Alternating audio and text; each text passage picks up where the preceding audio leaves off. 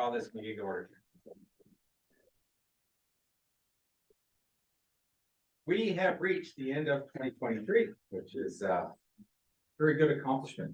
An interesting year to say the least, but I think we've done very well. I was asked the other day how come the tractor dealership in town didn't last longer than it did. And everybody seems to want to make jokes about the fact that we had a tractor in a store on Main Street, but they all seem in good humor about it. We would like to acknowledge that the land we stand upon today is the traditional territory of the Anishinaabe, the Haudenosaunee, and the neutral peoples. Can I get a mover and a seconder for the agenda, please? Move it, Deputy Mayor, and second by Councillor Morrison. That the amended agenda for the regular meeting of council dated December 19th of 2023 be included to 2023 to include a delegation from Haley Bettles regarding the Banastra daycare invoicing concerns be adopted as circulated. All those in favor? And motion carries. Is there any disclosure of pecuniary interest from any member of council this evening? Seeing none at this time, can I get a mover and a seconder for the minutes of the previous meeting? Councillor Chartrand, Councillor Fisher, that the council of the municipality of Huron East approve the following council meeting minutes as circulated. That's the regular meeting from December 5th, 2023. Any comments or questions on those minutes? All those in favor? Motion carries. Under our consent agenda, are there any items that anybody would like to see pulled from the consent agenda? If not, can I get a mover and a seconder, please? Councillor Steffler and Councillor Newell. That the consent agenda items 6.1 to 6.4 be received for information and approved. All those in favor? And motion carries. Now, number 7, public meetings, hearings, and delegations. And the first one is a presentation in Renee Poles. Is that correct? Or Pools? Pools. Okay. Renee, welcome. Please come up. Renee is being recognized for 5 years of service. Oh, come on up here. For the first 5 years, we always have $1 million check we have to hand out. This is really important to us for a couple of reasons. One, we appreciate the fact that we've got employees that want to work for the municipality, because we recognize that without our employees, we just can't survive and do the job that we're supposed to do. But we like when they are long-term service employees, because that at least says to us that we must be doing something right, that people do want to work for us for a while. So yeah. Thank you very much. You're welcome. We really appreciate that. And this is a gift. Thank you. Just one picture, please. Oh. Thank you.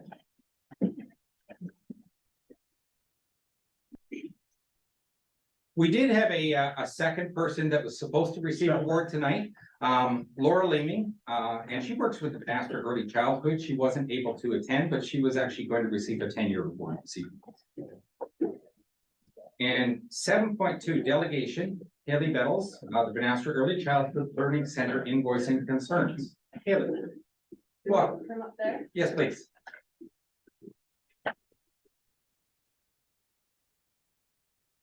My name is Haley Bettles, and my children attend the Banastra Daycare Center. The center is run by the municipality of Huron East, and recently the municipality has taken over invoicing and billing. It is my understanding that the municipality is understaffed, and as such, invoicing has been severely delayed since September 2023. The September invoice was received by families on November 2nd. The October invoice was received on November 20th. And the November invoice was received on December 2nd. All 3 months within 30 days of each other and right before the holiday season. My family, along with many others, are not up to date on all payments and still required to make the final payment of all 3 months that were due. During the year, there were changes made to the handbook, which included that your child would be removed if payment was not made within 7 days. These 3 months due in 30 days included an added stress that your child would be removed if you could not afford those payments within 7 days. It is difficult for families to understand that a payment is required within 7 days when most people are paid on a bi-weekly basis. Is this a standard practice for all billing within Huron East, both ingoing and outgoing? A contract is meant to satisfy all parties involved, and while And while the parents were not given input or say on the Banastra contract they entered into, they were also not given any fairness when prompt invoicing was not even mentioned in the handbook, but immediate dismissal was made clear for the parents. I brought concerns to the CAO and the mayor in July 2023 about some issues in the handbook, and how it goes against standard legal tort law issues. And was told by the CAO to seek legal advice, and that if I was not happy with it, I could remove my children from the center. This was quite disheartening response, considering it took 10 months to find childcare when moving to Huron County, and it would be impossible to find it again. The new rules and guidelines being released by the municipality are left at a take it or leave it approach, and families are needed to work. This leaves all families forcing to accept the unnecessary changes or lose their job due to no childcare. On Friday, December 16th, 2023 at 6:07 p.m., the Naster Daycare families were provided with a letter, which I have provided to the clerk and should be included in the agenda. I'll give you guys a second to find the link.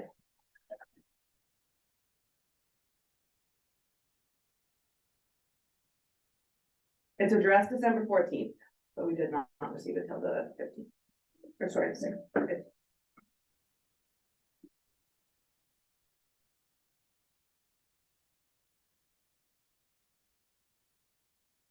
So while everyone's finding it out, it just does say that, as per standard daycare practices, starting in 2024, the municipality of Huron East will be invoicing parents monthly in advance for childcare services. This means that in January, you will be receiving an invoice for December for the actual days and for January for the scheduled days with both payments due. So at the Naster Daycare Center, parents are required to provide 30 days notice if a child is going to miss a day without being charged for that day. This timeline recently changed from 2 weeks again by the municipality with no input or care for the families that it affects. While parents are required to provide 30 days notice, Huron East provided less than 2 weeks notice of a substantive change affecting all families just 1 week before Christmas. Now coming January 1st, the municipality will expect December 2023 fees and this January 2024 fees directly after Christmas. By the time this letter was received, most families were done Christmas shopping and have to seriously budget to make it through January, especially with these economies.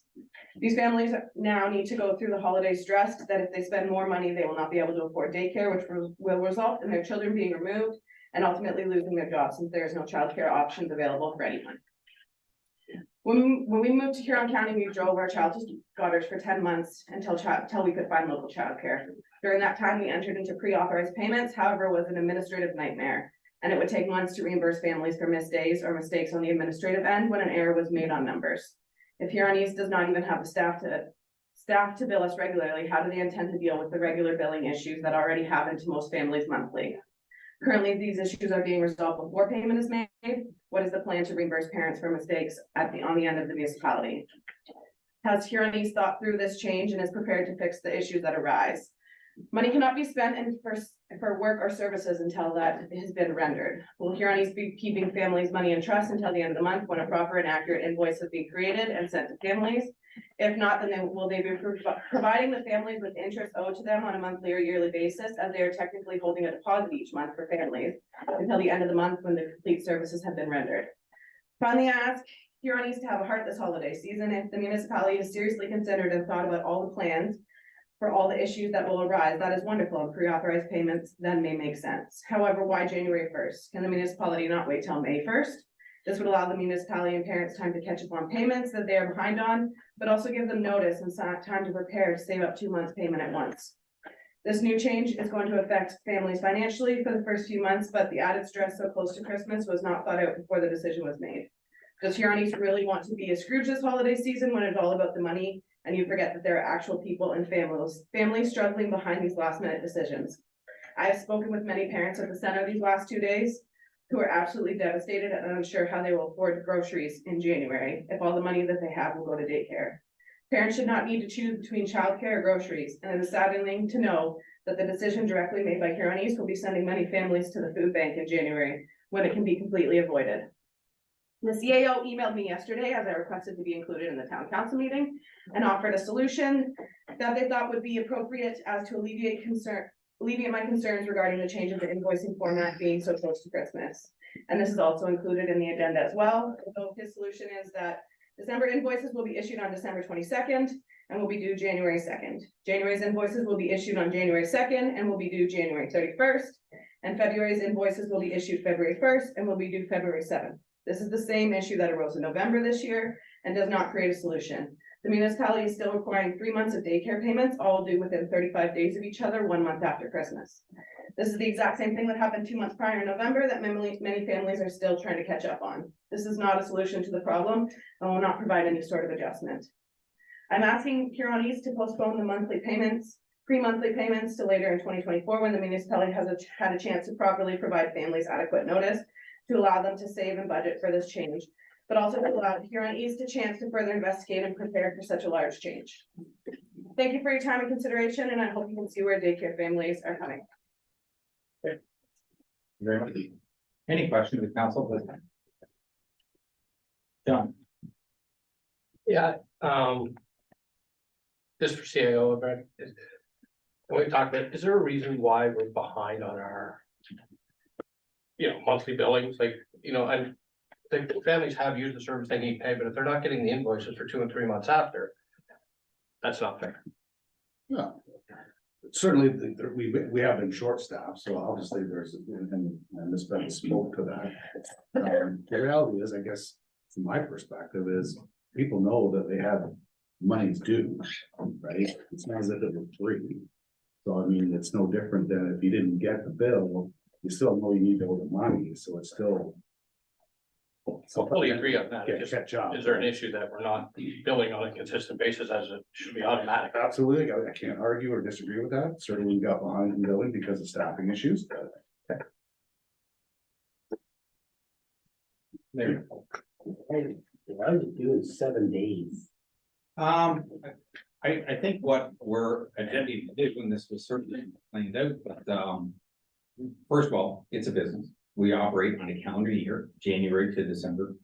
And most, I shouldn't say most, I know a lot of municipalities that operate daycare services and private ones also.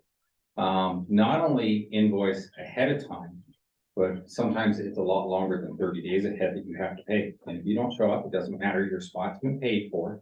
And it's really no different than when we book block time for an arena.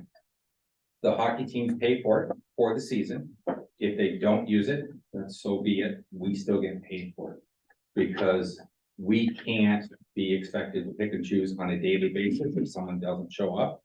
So that's why we are invoicing ahead of time.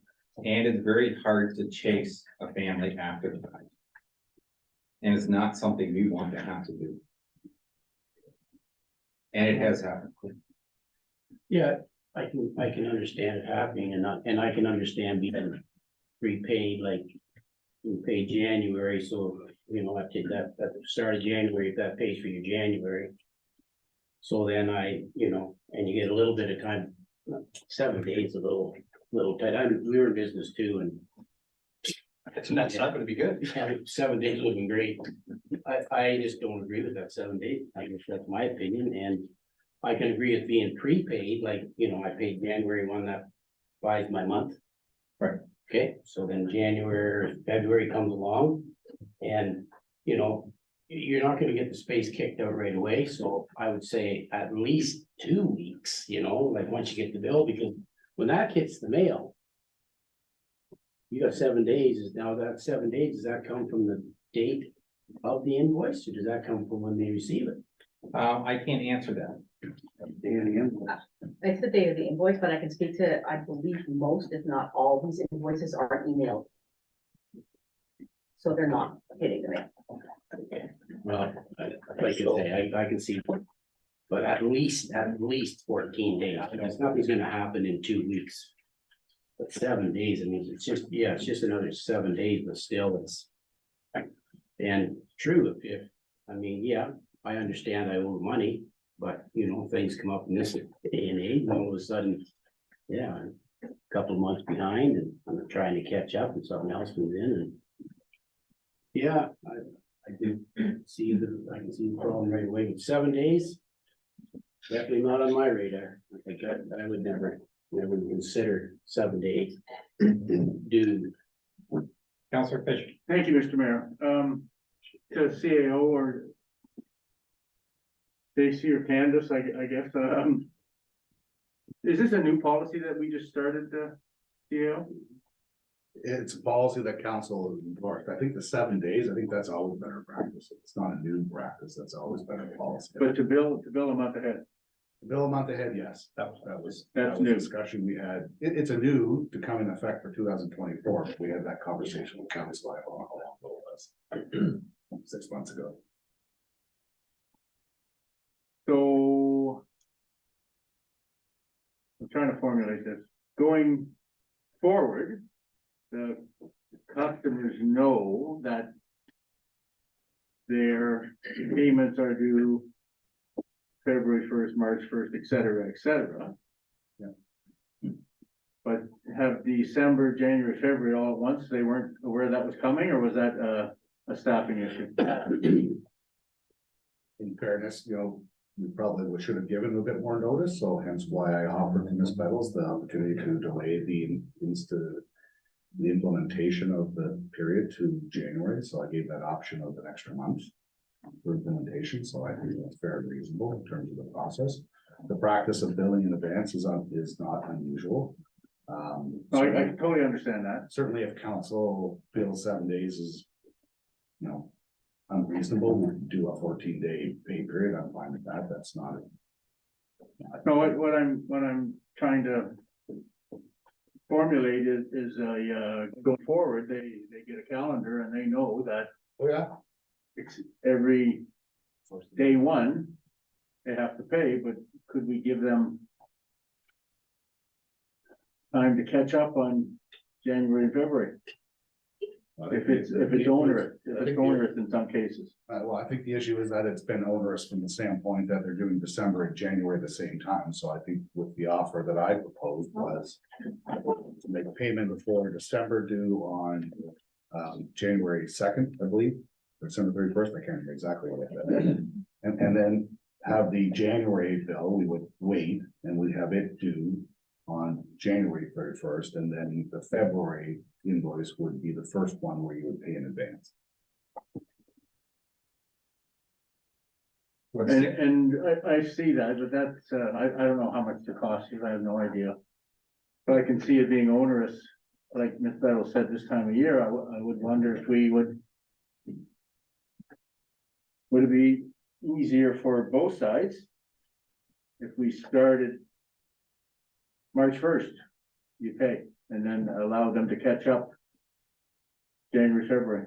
If I can ask a question, how is that easier for the municipality? Bob, you said both sides. Well, we don't have staff, and staff is not, it sounds like the customers were not aware of the first day of the month, so we carve it in stone that on March 1st going forward, we expect your payment to be in-house, and then allow catch up or whatever time they need for January and February. Okay, so if I understand correctly, the CAO, as per Councilor McGrath's comment, was that it should change from 7 to 14 days, which would have been February 14th. You're saying make it March 1st, which is an additional 2 weeks. But come March 1st, we've got everything caught up. No, March 1st, they start paying monthly. So on March 1st, the $52 or whatever the heck it is due for March. And on April 1st, the $52 is due for April. But give them a little bit of slack to catch up on December, January, February. I think what you're saying, Councilor Fisher, is to give them, instead of my option of giving them an extra 30 days, you're trying to give them 60 days to get them on. 60 days to catch up, 90 days, it sounds like. 30 days, but 60 days, sorry. Yeah. Thank you, Mr. Get Yeah, discussion going. yeah, no, I agree with Councilor Fisher. I mean, you gotta realize the timing sucks is all it does. Well, and maybe through some issues on our own, through no fault, but it has happened.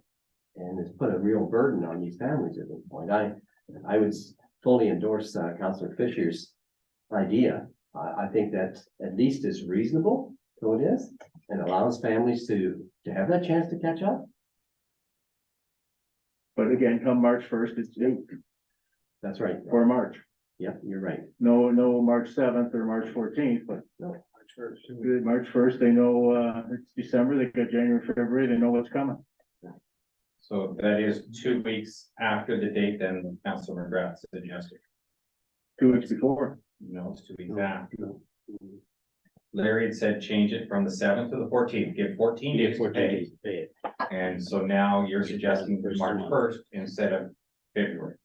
No, I'm not coming clear with you, I guess. No, because that's what you said. No, that isn't what I said, not in my mind anyway, Mr. Chair. I think what you're saying, Council Fisher, is that the invoice for March is due March first. That's right, yes, that's what I said twice.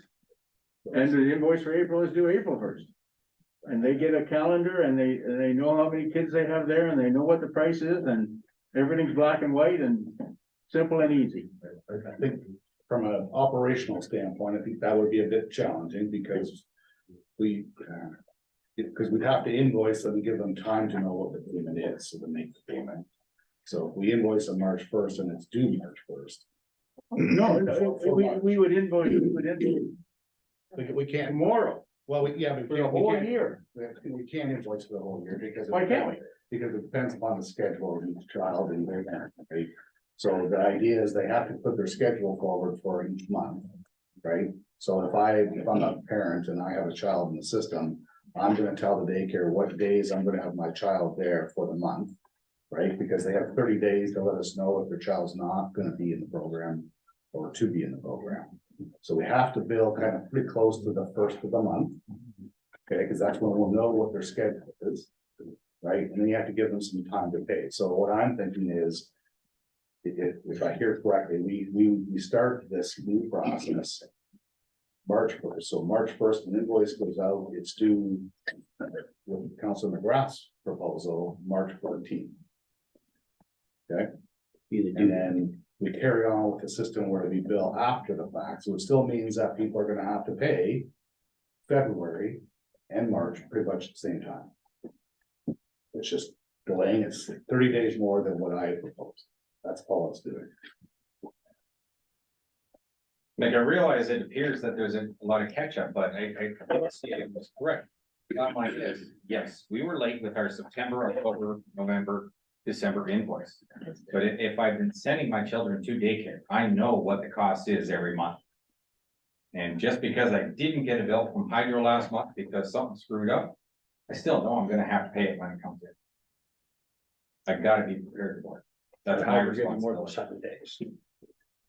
Go ahead, Councilor Chartrand. Yeah, I'm just a little confused, so. Why aren't we billing at the end of the month? Then you'd know exactly how many hours the children were there for the whole month. And that was the point I tried to make when we had to chase families. So we've already got the service and now they're not paying the bill. The last thing I want to be doing is chasing down families and taking them to court because they owe daycare service. Just doing it the way I'm suggesting, you're actually, the family knows exactly how much they gotta pay for how many hours they use for that month. Rather than committing ahead of time, right? What you're saying, commit for the whole month of how many hours you But want. they're required to commit. to 30 And then days. we'll bill you for that, right? That amount, and then if they don't use it, They still they owe it. lose it, They still owe it, they still owe it. just like blocking the ice. Yeah, okay. Councilor Stefan. Yeah, just how many families approximately named or anything that are in arrears? Like a lot of families prepay or pay, I don't know that off the top of my head. but could we not just have an individual families? Just call it, make a payment arrangement and it has to be done by the end of March, instead of changing our whole process. I'm gonna suggest that you want a consistency for everybody. Right, but if I'm current and I wanna pay my bills, I wanna have the system as a municipality in place where we're, as per our policy, we're paying in advance, because that's what we said. But if I owe from September, October, November, and I can't pay it because it's Christmas and this, I should be able to call our finance department and say, hey, I owe that money, just like any other bill in the world. Can I pay you $80 a month, $100 a month, $200 a month, whatever it is that they can afford? Because not each family can afford the same thing. We as a business need to give our money. But, 7 days, obviously, we can't do that. Certainly, if any parents are struggling from a standpoint of making payments, they can reach out Right, Certainly the municipality would be more than willing to try to work on a payment plan. and that's, To address arrears on a case by case basis. thank you. Especially if we're threatening to take the kids out of daycare and they can't make the payment. That's the last resort, but. And if they can't make it, they That can't is go to what we work, have to so, do. you know. I just think make a call or find, that's what you owe. It's not, it's our fault we didn't get the bill. It's not their pay, it's their fault they didn't pay it. Who cares where fault is? Bottom line, take the initiative. It's your child or children. Call in and say, okay, I owe this amount of money. That's what it paid. It can be whatever our finance department or daycare department says. For the people that can pay it, the policy is in place. That's how it continues. We're ready to go. If they don't answer our phone calls or they don't, just like anything, then the child has to be removed. It's not fair, but that's what it has to be. I don't think we're in a position where we didn't bill on time. So we have responsibility. They didn't pay on time, so they have responsibility. We don't need our money in 7 days, but we need to be acknowledged that we're getting our money and our process starts on X day, and that's what we're doing to go forward. We do the same thing for Hydro, house taxes. If people can't make their taxes, they come into town hall and they make an arrangement of how much to pay. They do that, we do that now, correct? As long as we get contacted. Right, as long as Yeah, they you don't don't contact. we gotta It's, do it. it's up to the individuals to contact the town hall, exactly. state. I can add this to that statement. That's when the tax arrears are so bad that the house is, we put the lien on the house, then we put the agreement in. So there's a guarantee that we're gonna get our money. Again, we didn't bill it time. They didn't think, so here's the solution. We'll go with that. It's not an open debate at this time, Becky. Sorry, you've done your delegation. It's just discussion, Councilor, at this point.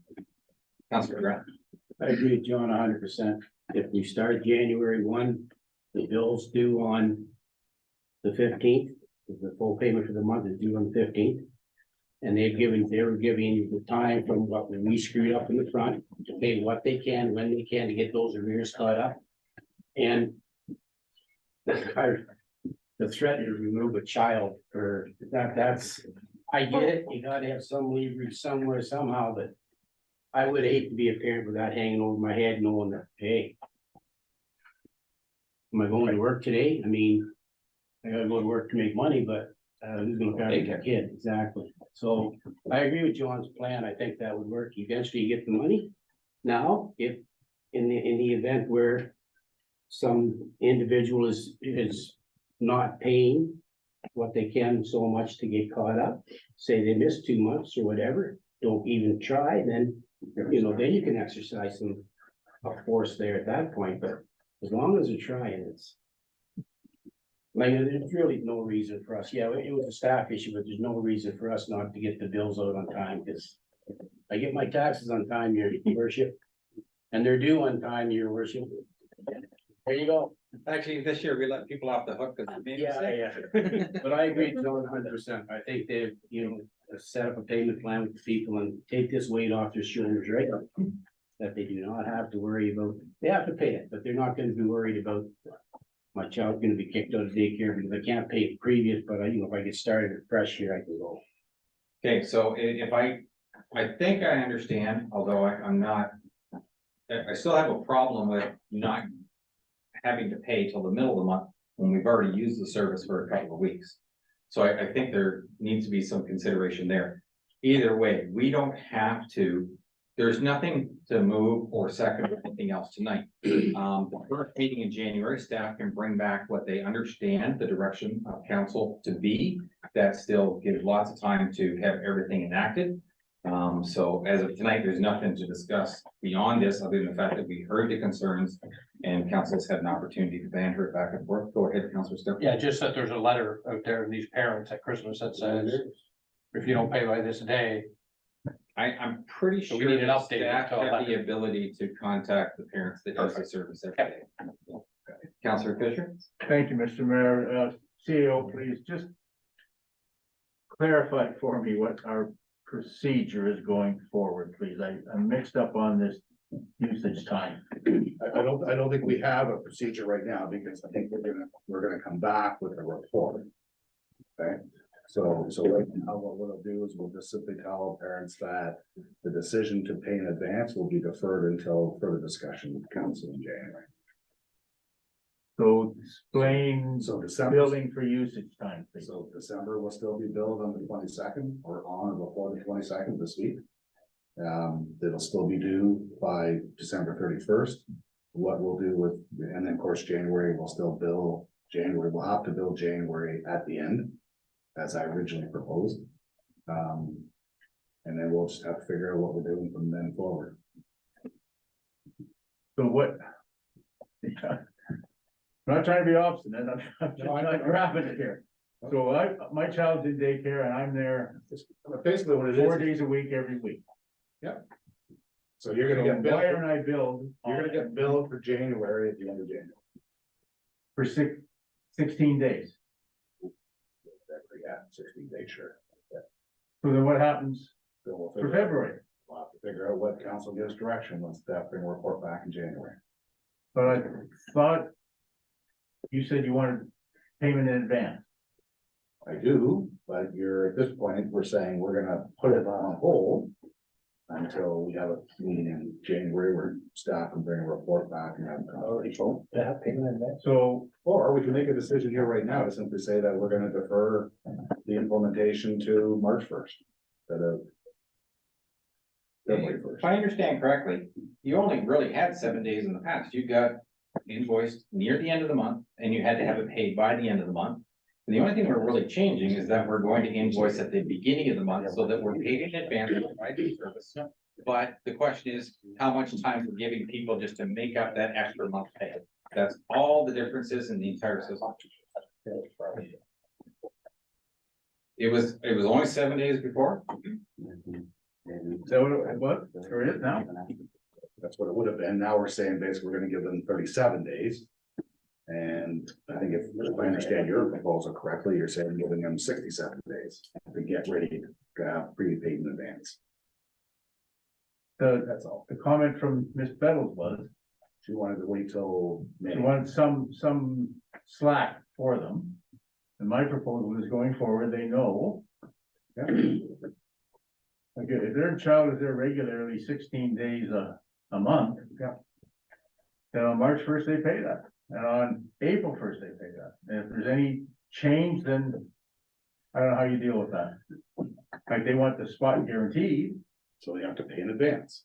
yeah, So are you saying they paid for March on March 1st? yeah, that's what I said, yeah, But that's no isn't that different. what you want? I'm asking to pay, I'm saying to start paying that January. February.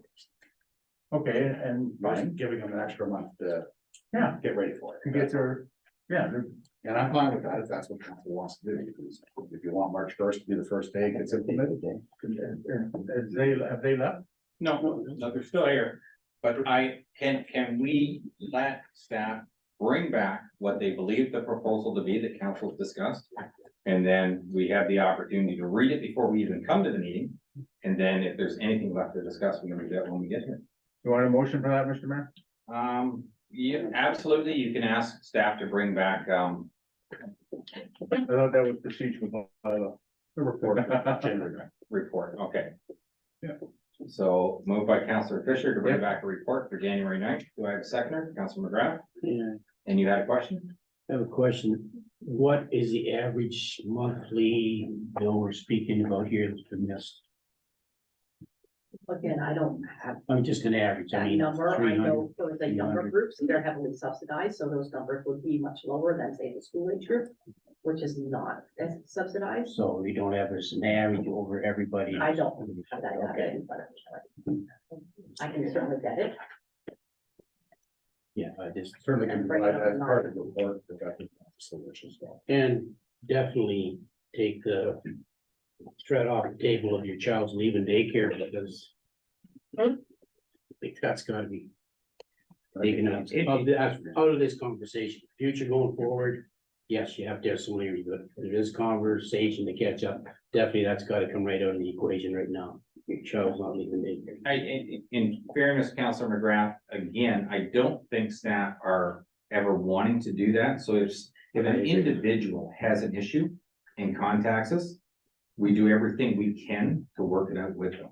Yeah, and as I alluded to, if you know, you have somebody trying to get caught up and they don't see you for 2 months, don't contact you, don't do anything, yes, you've got that leverage to do so. So it has to be on. So the I agree. table. Okay. All right, our next delegation, oh, sorry, Call for that motion. oh, I had a mover and a seconder, all those in favor. And motion carries, thank you. Our next delegation is District Chief Max Nicholson, Russell Station. And Max has a couple of issues, the parking and the fire station expansion and training and practice. Welcome, Max. Welcome, Mayor McClellan, council, ladies and gentlemen. Thanks for this offer to chance to speak before you tonight. Heading around now.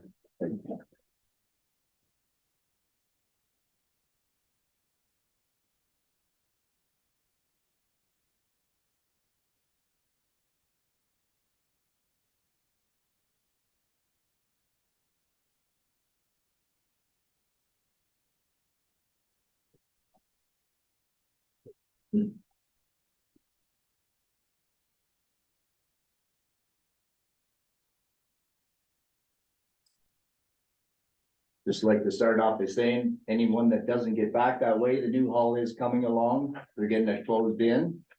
So it's gonna look all right. The issue we have is with the parking. I've noted on the picture there's 2 red dots. That is the gear room coming in on the north side. Which, that's where we're expected to come into. And in that back parking area, there's 7 parking lots. And there's 21 firemen that are gonna be trying to get into that room. So I guess what we're asking is that adequate parking be supplied.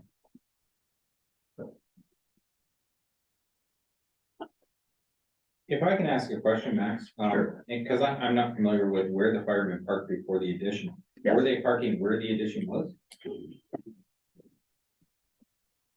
We're basically parking in this area here Okay, and over in this area here. The issue is because we're expected to come in the back to get our gear mhm, and then come out, there's only one door there. If you park up the front here, you have to run in, you're not to run across in front of the trucks. Right. You have to run across the back, across here, and then get across there, and you're going in a door that people are gonna be coming out. Deputy Mayor. Thank you, Mr. Mayor. That's just a clarification as well. I think a lot of the parking happens also on CM Road, does it not? On the south side of it, actually, onto the church parking, That's church correct. parking lot and lawn for a better Yes, way to say it, maybe? we've been pretty fortunate over the years that, yes, a lot of the parking happens on that side of the road. Yeah. In the summertime, the wintertime, well, it's a fend for yourself. Right. But with us having to come in on the north side now, there's a ditch that runs along here. That road, industrial road, is too narrow to park on the side of that and run in. Another safety issue. Like, it's just. I think this was brought up back when we had our open house. The ones that were there, again, appreciate you coming out that night.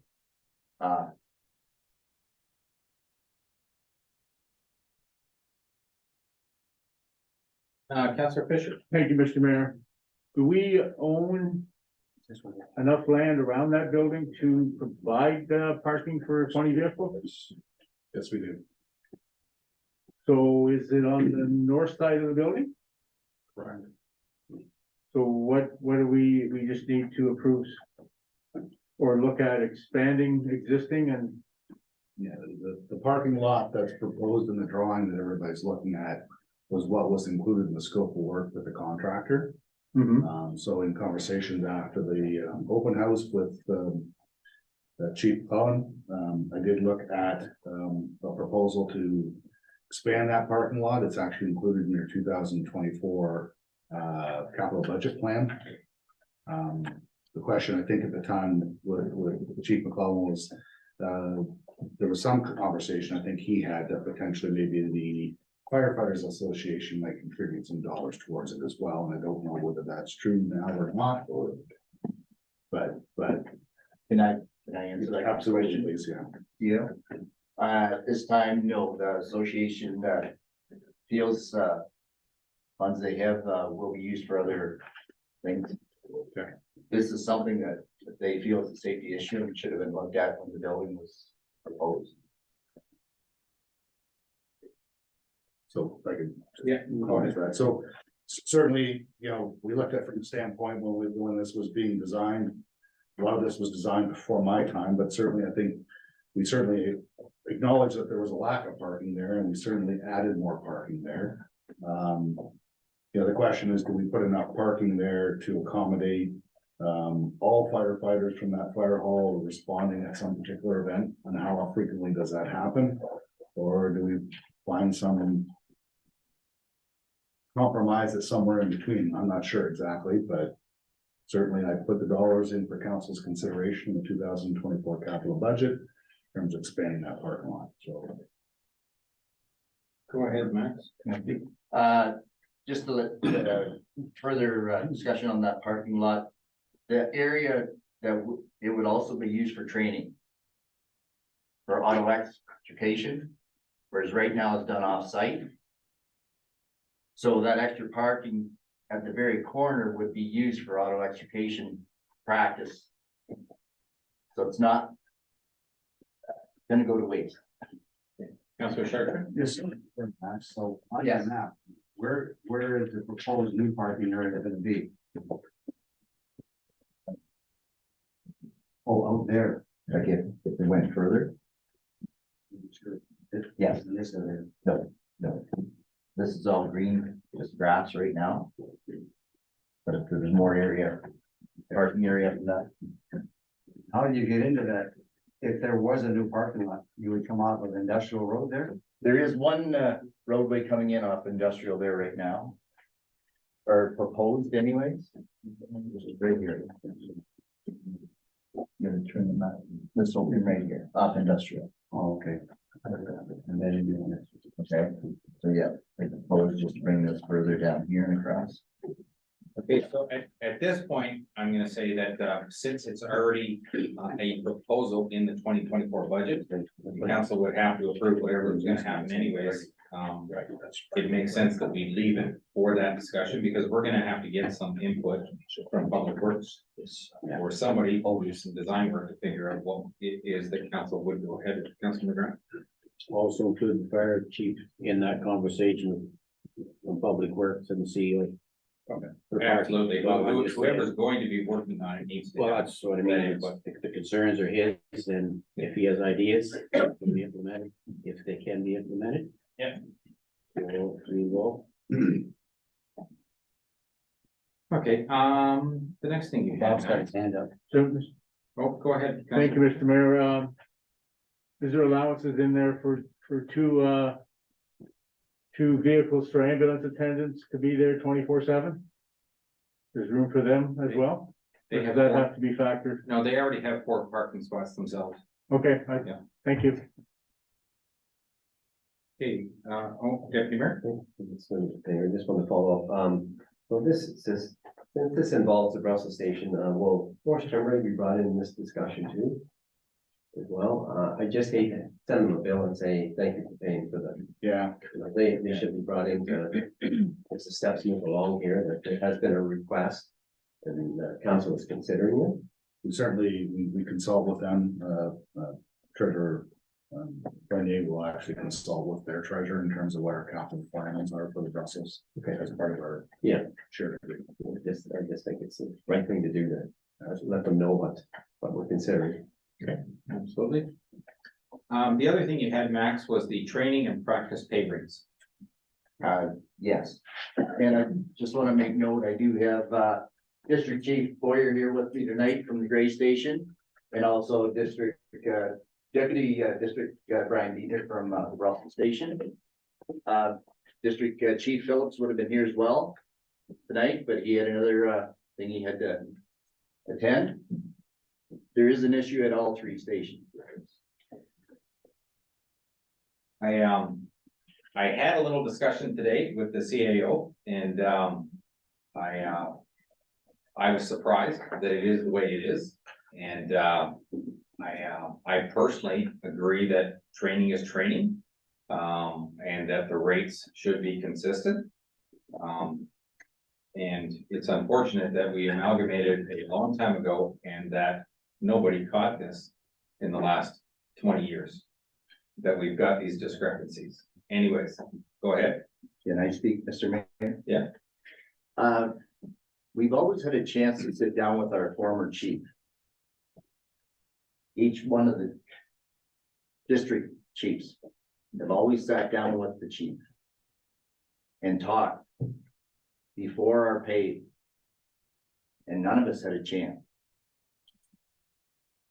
In the I last, just 20 want to make that clear. in the last 20 years? Yes, we've always done that. No, but my point is that these discrepancies have been there since we amalgamated, have they not? And that was 20 years ago. So, I can speak maybe. So the differences in terms of each fire hall has a different pay rate system. Just this year, right? No, No, it's no. always been a different pay rate system for each of the fire halls. And so I wasn't aware of it. Certainly, Chief Redmond wasn't aware of it. I even think some of the district chiefs weren't aware of it. And so I think the only thing I can do is bring a report to council in terms of looking at what would be a fair and equitable pay plan for all Huronees that's equal and fair across the board. Councilor Fisher? Thank you, Mr. Mayor, to Chief McClellan and Chief Boyer, do you all practice the same amount? We all keep track of our practices. Or does, We try to. like They you practice practice on 8 different hours nights a of the month week. and Gray does 8 hours a month and C4 does 8 hours a month, or is it all over the board? We practice whatever we can get in. We have volunteers. Yeah, no, I'm well aware. Thank They, you. Yeah. and that's the thing that's hard to understand. Volunteer firefighters, they are, how do you say it? Unique individual. Thank you very much. Okay, and I well understand that, thank you. I They just have a wanted to- job, but they also try and do this job as well. Yeah, no, well, And we take what we learn at our full-time job to this job. And then we train at night and on weekends. No, I was on the board in C4, I'm well aware, thank you, Mr. McClellan. Oh, okay. And it's, you're paid on an hourly rate For for training. practice? Yeah. Thank you. Councilor Chartrand? I'm a little confused. So in the past, you would work out these training hours with the chief before. And you said that this problem was just this year, it never got worked out this year, is what I heard you talk about? That's where I'm confused. You're Yes. saying 20 years, you're saying just this year, so. Have you ever seen, The pay rates have been different since we amalgamated between the three departments. I get that, but it sounds like there was a problem just this year. I'm missing I think something. there's two separate issues. I'm missing So let's just something. set aside what happened with the pay system for the firefighters this year. Yeah. So let's just set that aside. The issue, I think, is the fact that each of the fire halls are paid different rates than each other. Okay, That's Okay, and that's a problem. yeah, Okay, The pay issue with the firefighters this year is very similar to the problem we had with billing the parents. We didn't have staff, we didn't get the paperwork done on time. okay. Yes, Max? can I speak, Mr. Mayor? Sure.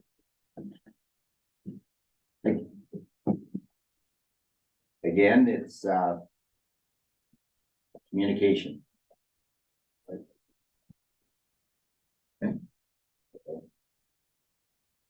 I think there's more to it than that. Yes, there is. There's maybe a communication problem, but that's the effect, that's not that's a symptom, not the cause. That is right. Yes, but. I don't think we can talk about it here. Okay, so my understanding, if it was explained to me properly, I agree that there needs to be a consistency between the three departments.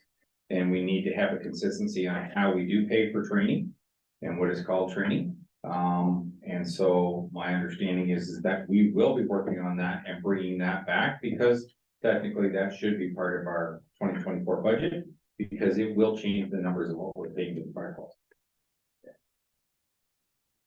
Deputy Mayor? Thank you, Mr. Mayor, through you to Brad. Brad, we also do like a market share like that too, like what, Market check? market check? Yeah, that would be included Because I in the think, I analysis. think that'd be beneficial, because there are other municipalities same size or close to, and it'd be nice to know what they're getting paid. Absolutely. So I think Part that of should that, be, so we no different than our sort of pay equity compensation review that we kind of did for all staff. yeah, as long as that's included in there. 'cause I think And I would that's- have actually included it in that. The firefighters in that, if I'd known at the time we started that process, that this was an issue, I've only become aware of this fairly recently. Right. Councilor Stafford? No, I think as long as we start to get uniformity around and open and transparency, everything moves, and I do agree, communication is a primary thing to everything. The more you know, the more you understand.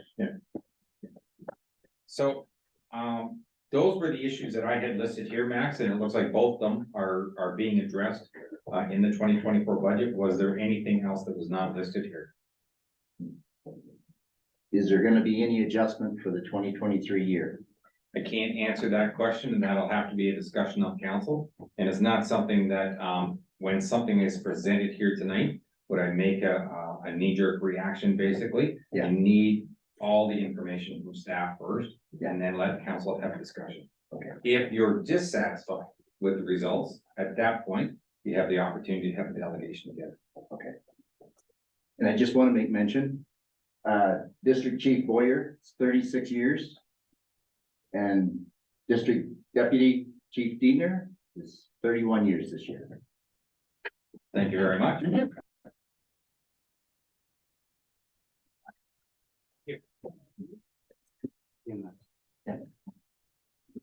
7.4 engineers report, Clark and McTaggart, municipal drain.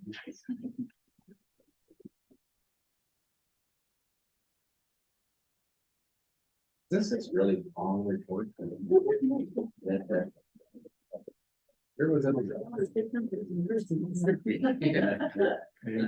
Sorry, you give me 6 megabyte in your report. It's not going in. Listen to the discussion, but I'm never gonna try and. Welcome. I'm just gonna give you the floor and let you start. Okay, thank you. So, my name is Steve Griffin. I work with Headway Engineering. And I'd like to thank the council here tonight for the opportunity to present this, Clark and McTaggart Municipal Drain, report here. I trust everyone's had a chance to read the report already, so I'm gonna try to keep this presentation brief. When we do prepare our reports, we do try to keep our reports, kind of simple to understand and concise and really to the point. On top of that, during these presentations, we typically prepare a notes package like it's on the screen here, just to keep it even more brief, and sometimes the visuals helps explain things a bit better than the words in the report. Do you mind flipping to the next slide, please? So, Headway Engineering, we were appointed under section 78 of the Drainage Act, and that was on April 4th, 2023, about 7.5 months ago. And it's important to note too, on this project, there's actually 2 appointments. There's one for the Clark Drain and one for the McTaggart. Typically, that would be 2 reports. What we decide to do, these watersheds are right abutting each other. They service a lot of the same lands. We combine them into one report, basically to keep costs down in terms of administration, and also to keep our timelines running more smoothly too. Basically, we can streamline the package that way. Do you mind going to the next slide, please? Thank you. This image here shows a location. So on the right-hand side of the screen, there's a Google Maps layout, and the area kind of highlighted in that pink color represents the Huron East boundary approximately. And then we have a little call out in that area, just showing the location. On the left-hand side of the page, there is the blow up of that call out. You can see the drainage areas in and around the Gillis Line and Moncrief Road area. There's 2 systems. There's the Clark Drain, which is that kind of light gray or green shaded drain. It's a shorter system, kind of to the left or to the east, and then to the west. And then to the east, there's the B drain of the West McTaggart, that orange watershed area, which is a larger system. It's also a larger alignment and everything too. Would you please go to the next slide? a little bit of history on this system, a couple systems actually. So the first slide is on the Clark drain and the second slide will be on McTaggart, but there was a couple of reports done. The A drain of the Clark was originally constructed 96 years ago. And there was additional work done about 54 years ago in 1969. Both drainage systems consist of 10-inch pipe. That existing design standard equates to about a 1/3 inch drainage coefficient. And for today's standards, 1.5 inches is common. That is kind of the baseline standard. And actually on this project, we're going from 1.5 inches up to the 2-inch. But no doubt about it, a 1/3 drainage coefficient is undersized for today's standards for sure. The Clark drain last had new construction in 2004. And that new construction was actually a little bit upstream of the location where our system is. But there was work done on the open ditch right at the same spot that this system outlets into. And that work included some fish pools, some tree planting, buffer strips, and along that open portion. That watershed area for the Clark is about 109 acres. Then maybe the next slide there, we can go to the McTaggart. Perfect, thank you. The McTaggart, this is the larger system. It was originally constructed 114 years ago, 1909. There were 2 additional systems constructed since then in 1967, so 56 years ago. The upper end, currently what's out there is a 14-inch at the upper end going down to a 16-inch, and then right at the outlet is an 18-inch pipe. The watershed area for this system is about 284 acres, so it's quite a bit larger than the Clark like we saw before. The design standard for this system is only a 1/4 inch, so even smaller than the Clark. And again, that 1.5 inch baseline is what we look for today. In this case, at the request of the landowner, we upsize that design standard to a 2-inch. Go to the next slide, please. We have held a couple engagements, public engagements. So the first one was an on-site meeting that was held on May 25th, 2023 there. And from there, we kind of collected information from landowners, and then we went out, we did our surveys and prepared our designs and cost estimates and cost sharing. We presented all of that information at a public information meeting held on at the end of September this year. Following that too, always following our meetings, we post our information we have a public engagement portal just to make sure, like, if people weren't able to attend, they still have access to see the information that was presented, including the notes package like what you see on the screen here too. Next slide, please. Okay, some findings and recommendations, and I'm not going to read over everything on this slide, but in general, the existing systems are old. They're undersized and they're too shallow. These kind of 3 things combined cause inadequate drainage. They cause surface flow paths on the land instead of in the pipe.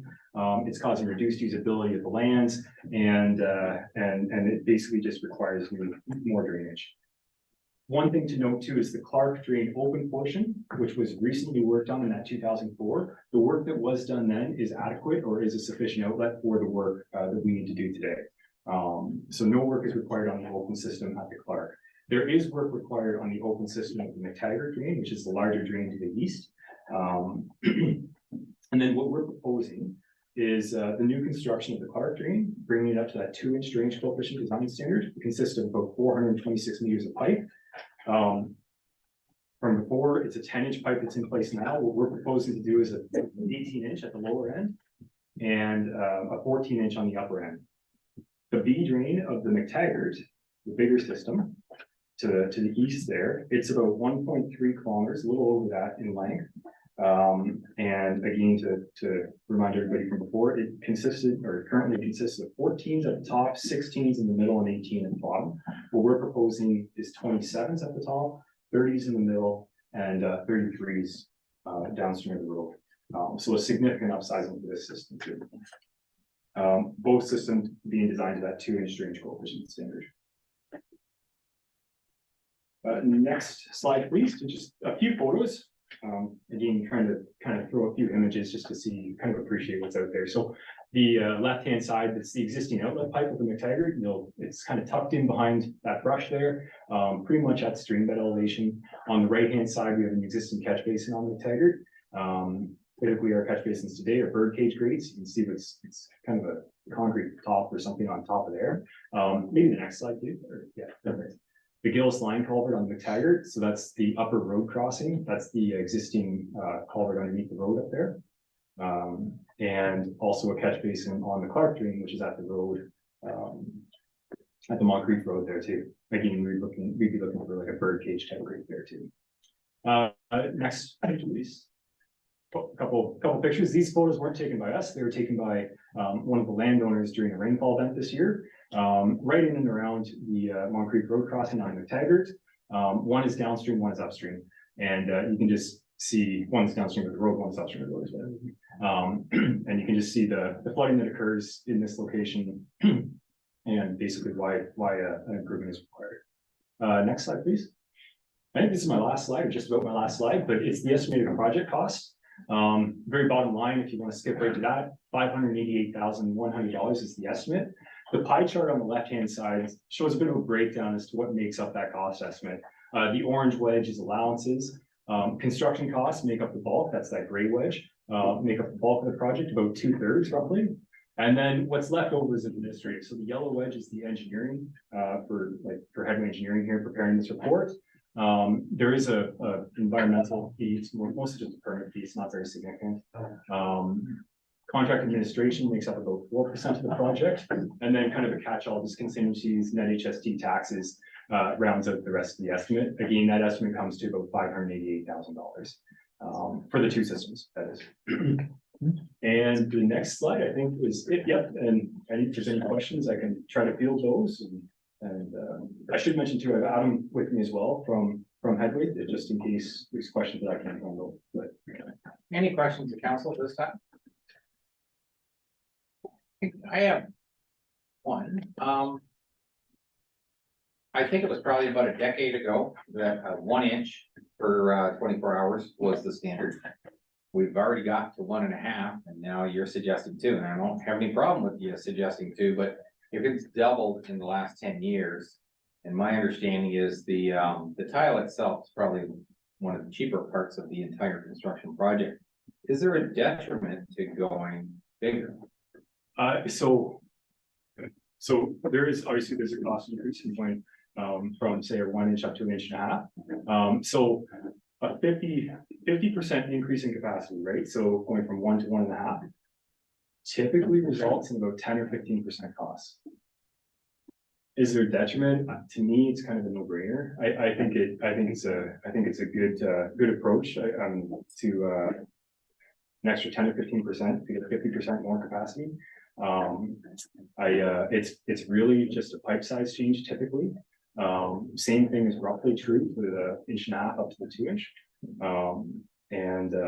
Yeah, I think now one thing, there is a detriment, I guess, from going from 1.5 inches up to the 2, in that grant eligibility only goes up to that 1.5 inches standard.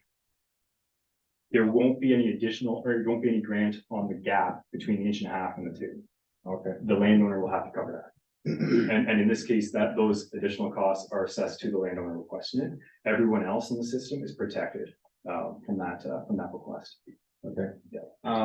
Is it more common that you're leaning to 2 inch going forward, or is that just because it was requested? It's just because it was requested here. It is, having said that, it is becoming more common, but we still only do it when it's requested. Because again, the costs, the landowner making the request needs to understand that they're paying for that cost. Okay. Thank you. Any other questions of council this time? Oh, yes. Are there any questions from any of the landowners that are affected by this project? Any comments from Ken? No, I have no comments. Okay, all right, thank you. Can I get a mover and a seconder to accept the report, please? Moved by Councillor Wilby, second by Councillor Stepler, that the council of the municipality of Huron East accept the engineer's report on the Clark and McTaggart municipal drains and designate it as bylaw 87 of 2023, and that the quarter revision be set for January 23rd of 2024 at 5:30 p.m. and that Alvin McClellan, Diane Deal, and Brenda Dalton be appointed as members with Alvin McClellan acting as chair. All those in favor? Motion carries. Thank you. Committee of Adjustment Public Hearing and Agreements. Thank you very much. Thank you. Well, Shay. Right, we just need a motion to look into the committee of adjustment, so to adjourn. Oh, sorry. The regular meeting and go into the adjustment. Can I get a mover and a seconder? Moved by Councillor Morrison, second by Councillor Fisher, that the council of the municipality of Huron to adjourn the regular meeting of council at 7:05 PM to go into a public hearing of committee of adjustment to discuss the following. Minor variance application MB 09 of 2023 for Queen Street, Brussels. Is that all I needed to read? Okay, all in favor? And motion carries. Go ahead. Couple more. Oh, So there's just a motion to confirm the agenda. that's this here? Yes, but this one. Ready we to do this voted. one? We do this, and then pass it over to Shay. And this, yeah, but. And this will be there. Okay. Mover and a seconder for the agenda, please. Moved by Councillor Dalton, second by Deputy Mayor, that the agenda for the public hearing of Committee of Adjustment dated December 19th of 2023 be adopted. All those in favor? Motion carries. Now it's yours. Thank you, Mayor. Give Jeff a second to pull up my.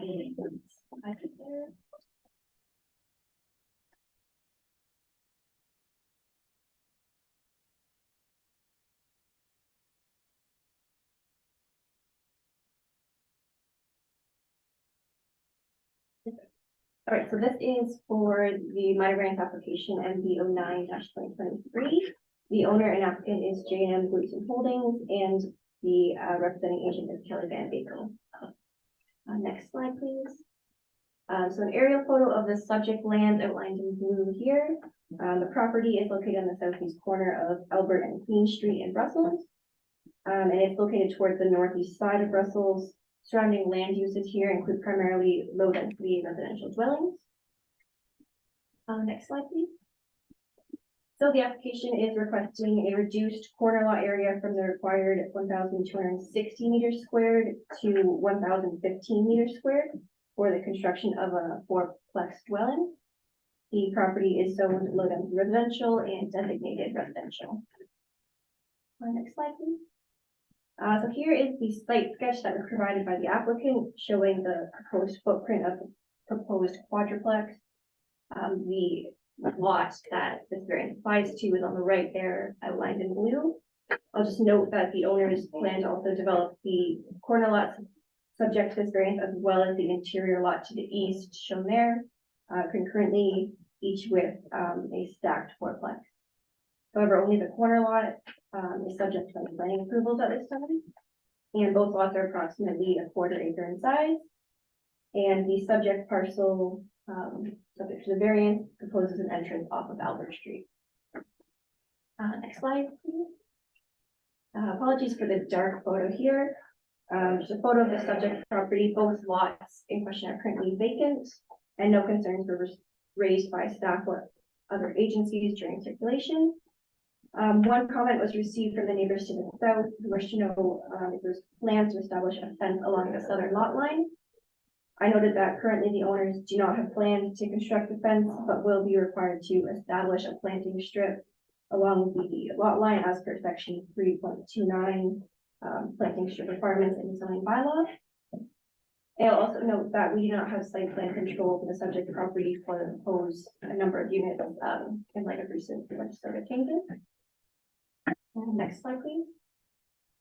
So in reviewing the policies here, the proposal meets the intent of the plan as it's within the primary settlement area of Brussels, especially because the plan directs development and also encourages a range of housing options which permit intensification and establish settlement areas. The lots can also be serviced with both municipal water and sewer. The proposal meets the intent of the zoning bylaw as 40-unit dwellings are permitted as right in low density residential zones and meets all other zoning requirements in respect to setbacks, lot coverage, open space, etc. The larger required zone area for a corner lot is in part to provide sufficient area for building while also providing adequate site distances from the property lines to accommodate state sight lines for vehicles. The proposed building here is situated to maintain adequate site distances from the abutting streets, and no concerns were raised by county or Huron Public Works.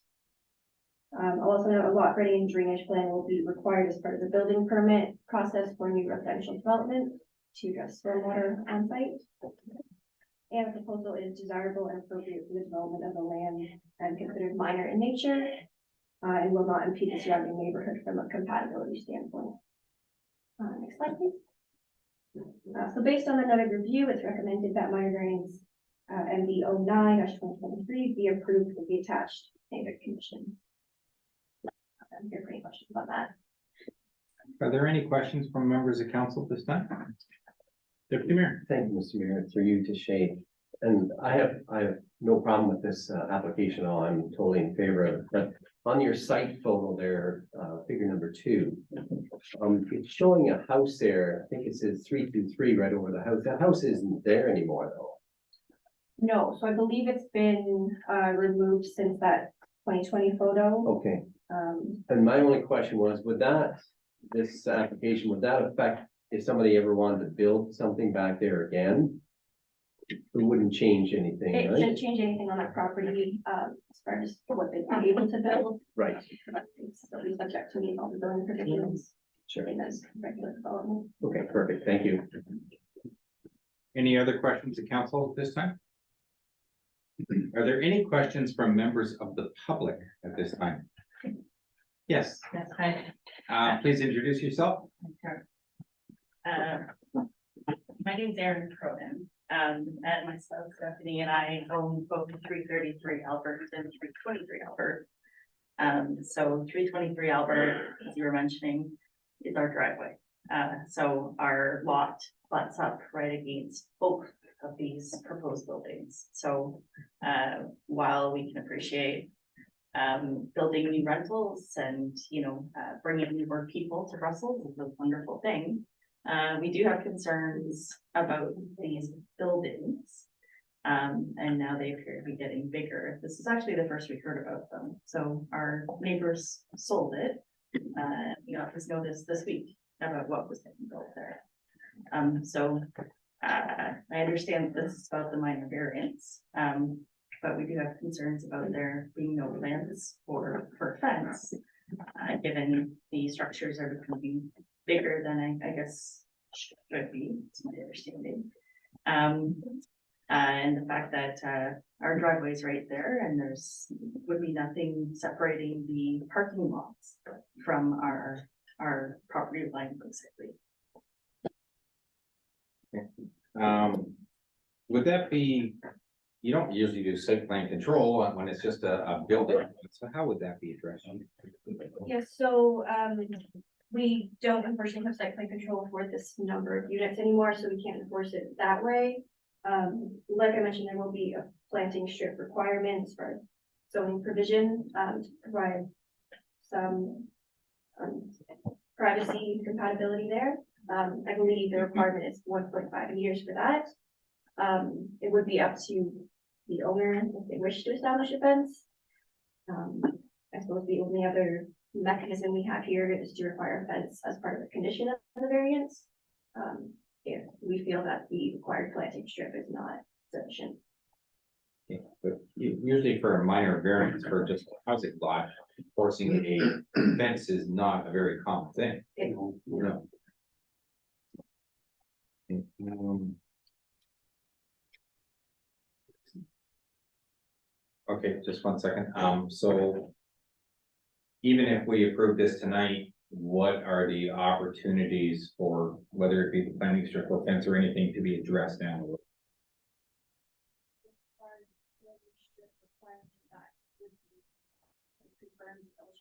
Building permit application to ensure that that's installed to municipal standards. Okay. As far as the fence, because we don't have site plan, we don't really have any other mechanism to enforce that. So again, we're going to defer to the owners to see if that's something that they would be able to accommodate. Thank you.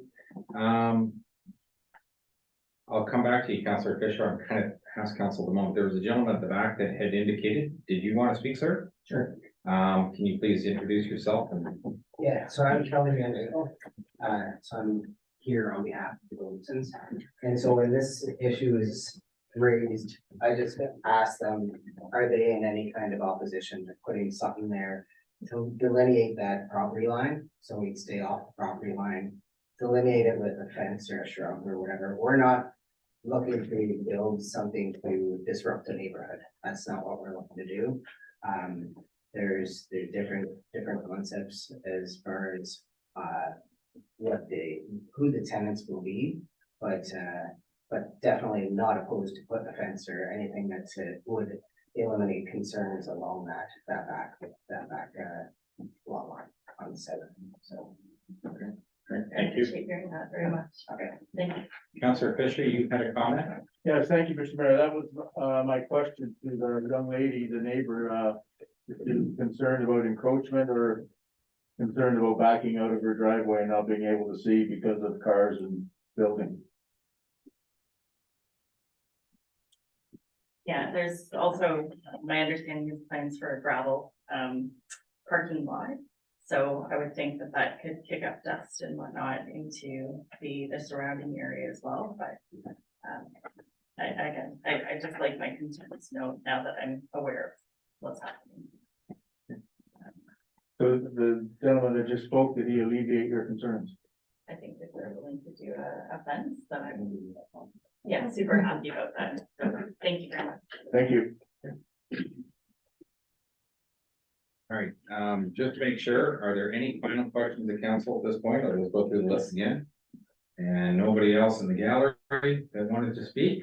And is there any comments or questions from the applicant? Already addressed that. Okay, can I get a mover and a seconder to close this out? Just right. There's one motion here, that's the motion to accept the minor variance. Okay, this, That's, yeah. okay. Mover and a seconder, please. Moved by Councillor Chartrand, second by Councillor Stepler, that the council of the municipality of Huron East, acting as committee of adjustment, has held a public meeting pursuant to section 45 of the Planning Act 1990 with respect to minor variance application MV 09 of 2023, whereas no comments from the public were received and whereas no agency comments were received. Now therefore, the committee of adjustment approves the minor variance application MV 09 2023 Plan 192, Lot 215, Brussels Ward, to permit the following variance from bylaw 52 of 2006. One, that the variance approved is valid for a period of 18 months from the date of the committee's decision. And two, that the proposed residential building be constructed as per the sketch submitted with the application. Can I just change the comments from the public were received regarding plain fencing and neighborhood concerns? I don't have any problem with that, but I thought the comments from the public were only if they came ahead of the meeting. No, that's for ones that we hear at the meeting. Okay, Yeah, sorry. that's why we make that call for public comments. Okay, so with the adjustment that the clerk has stated, any final, sorry. Sorry, Shay, may I ask, should we be including in this at this point, the fence or not? No. Not at this point, okay. All those in favor? And motion carries. Thank you. And can I get a mover and a seconder to close the committee of adjustment? Moved by Councillor Wilby, second by Councillor Morrison, that the committee of adjustment be closed at 7:18 p.m. All those in favor? Carried. Municipal drains, Mackenzie Municipal Drain. This is correct. I can speak to it. This is just an information report. Mackenzie Municipal Drain has been open since 2018 from an improvement as outlined in the report. This report's just to give closing to council that this file or the improvement process would be closed. The notices have been sent out. They do have an appeal period until January 17th, I want to say. I could be wrong on that. 17th, I was close. January 17th appeal period. So far none have been received. But after that period, then this file would be considered closed. So it's just closing that loop for council of the Mackenzie Drain. And that information was just for information, that report. So I'm going to 10.1, and this is the speed limiting measures on Front Road, Hensel Road, and Crowder Line. There was a report in there. Did anybody have any questions for Public Works? I think it's a pretty straightforward report. It's basically bringing our levels of service in into a standard level throughout the municipality to a level 4, which, that's what we maintain most of our roads to now, all of our roads to now. And basically it's limiting the speed on 3 roads within the municipality and cooperating with the municipality of Blue Water, for boundary road to the Hensel city limits or town limits to bring that into a sort of a 50 kilometer zone into a residential area. If you got any questions, I can entertain them. Deputy Mayor. Thank you, Mr. Mayor, through you to Barry. And Barry, it's not so much about the speed limit itself, but it does, question about Crowder Line. Crowder Line meets the Brussels Road there. And then crosses over to a county road there. Do we have rumble strips on the Crowder Line? You got me, but our policy is, our practice has been put rumble strips wherever municipal road, paved road would access the county road or intersect with the county road. I can't recall it, but I was in, that was. And I'm sorry to catch you off guard because I was just thinking here, in the last couple of weeks, there's been 2 serious accidents at that corner again. And the mayor was so good enough to ask the county a couple of years ago to put flashing red lights above the stop signs. But people are still driving through that. Now the on McNaught line coming up to the Brussels Road, there is quite aggressive rumble strips on the county road. But I just wondered if we ever did any rumble strips or if we have an obligation to do rumble strips on the Crowder Line where it leads to us. Got to look into that a little further. We've got 2 layers of asphalt there, but cutting into the first layer of asphalt, I'm a little nervous that you might lose that top layer. Yeah. I apologize for that, not a good question, but I just wondered. Thank you. Barry, go ahead, Councilor McGrath. So on Front Road, coming out of Edmonville there. So you're gonna make that entire stretch road to the first mile and a quarter 60? It's 1.3 kilometers and it's from McPherson to Hensel on front. Is that the one you're referring to? Yeah, where you turn to go into the Bridges subdivision, there's when you come around the curve there, it's everybody's coming in. 50 ahead, it says, right? But I notice here you have a sign, I think that's a 60 km/h sign. Is that just past where the new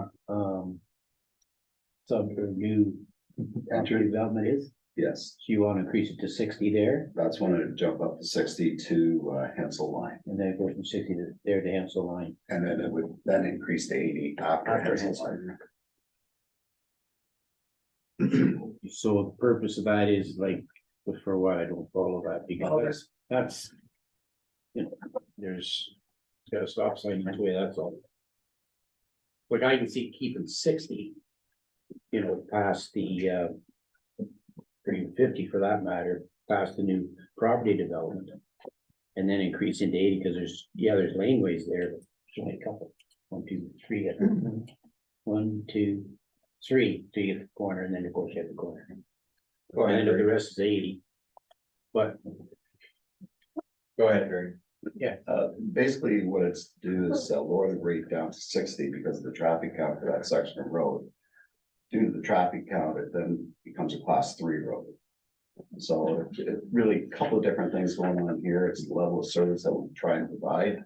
It helps us with our winter maintenance because level 3 classification increases I would say our timelines for snow removal, application of ice salts to the road. This way it brings a consistent level throughout the municipality. And plus, this has been a noted area, as kind of indicated in the report, that going into the Egmontville area, it gives you the step down speed. So it gives you that one more opportunity to get slowed down before you get up to the hill. Go ahead, Councilor Stephanie. So is this something we're gonna have to revisit if the golf course condominium subdivision comes together? I don't believe so, because the threshold is 1,000 vehicles a day. And once you drop it down, then it jumps up to 2,000 vehicles a day, and that's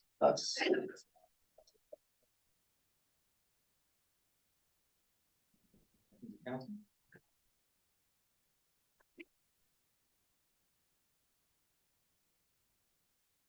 No, can I get a mover and a seconder for this report? Councillor Morrison, Councillor Dalton, that the council of the municipality of Huron East authorize bylaw for the installation of 60-kilometer speed signs on front road between Hensel Road, McPherson Avenue, Egmontville.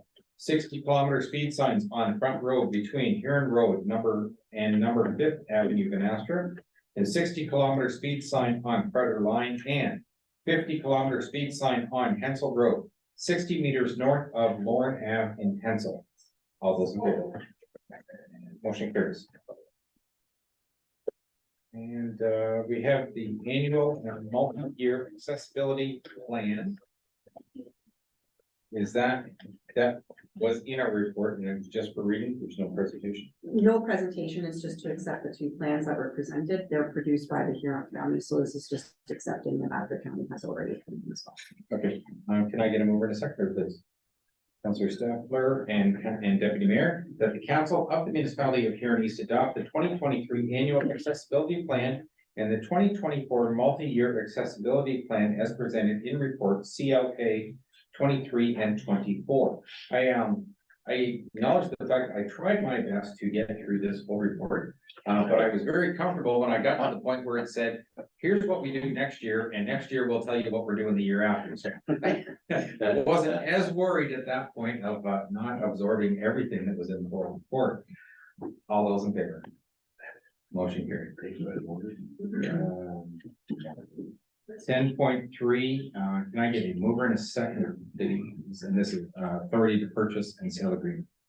Moved by Councillor Morrison, second by Deputy Mayor, that the council of the municipality of Huron East consider a bylaw to delegate authority to the CAO and treasurer to execute purchase and sale agreements for land in Huron East. Any final comments or questions? All those in favor? And motion carries. Request for proposal municipal insurance tender. Can I get a mover and a seconder, please? Deputy Mayor and second by Councillor Chartrand, that the council of the municipality of Huron East award the municipal insurance contract to intact public entities. I didn't know if the CAO wanted to comment on this at all. I certainly appreciated the comment in there that staff are not insurance experts, and I am not either. So reading the policy wouldn't have done me much good. I know it was a big jump. I didn't know if Stacy had something that she wanted to add to it, but I can say that I'm aware of the fact that the municipality had some frustrations in the past, contacting our insurance.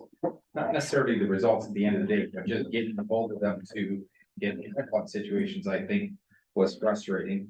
And so the fact that we're paying a little bit more hopefully alleviates that problem. Go ahead, Brett, or Stacy. Maybe just comment, we're paying a little bit more, but we would have expected an increase regardless.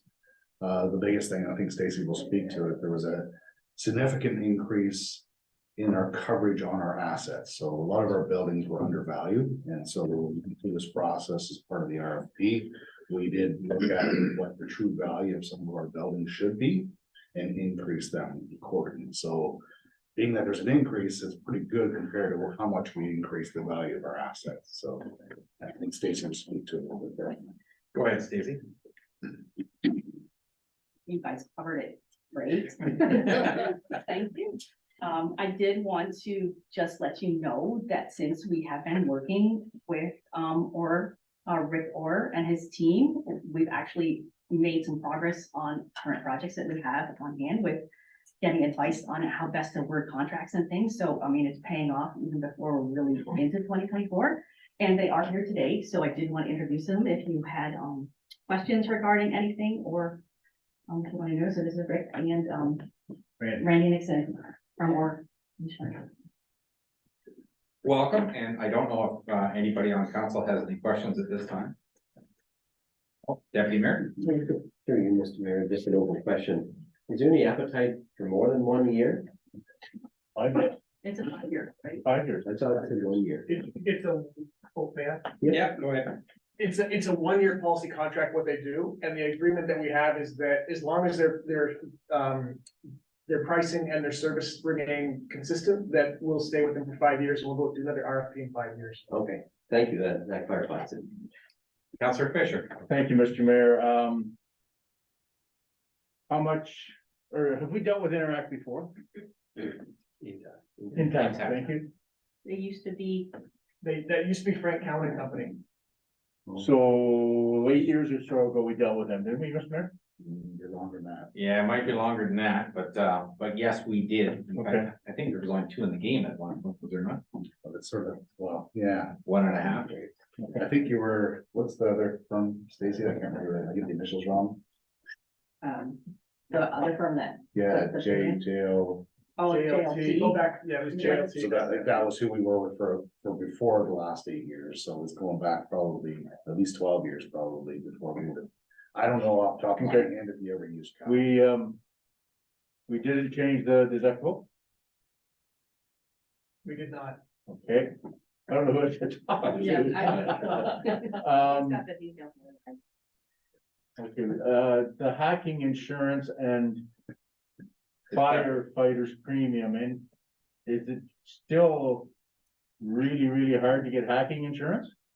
The municipalities invested pretty decently in their cyber protection, so we think we're okay.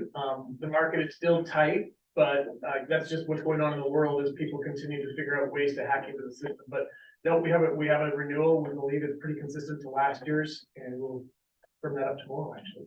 What is the premium, sir, please? I don't know what the cyber premium is off the top of my head, I'm sorry. Okay, thank you. Counselor McGrath. What's our modest increase in dollars? It was about 10%, I think. That's in dollars, 10% over. Oh, sorry. 36. Yeah, about 36,000 or something. 36,000 more?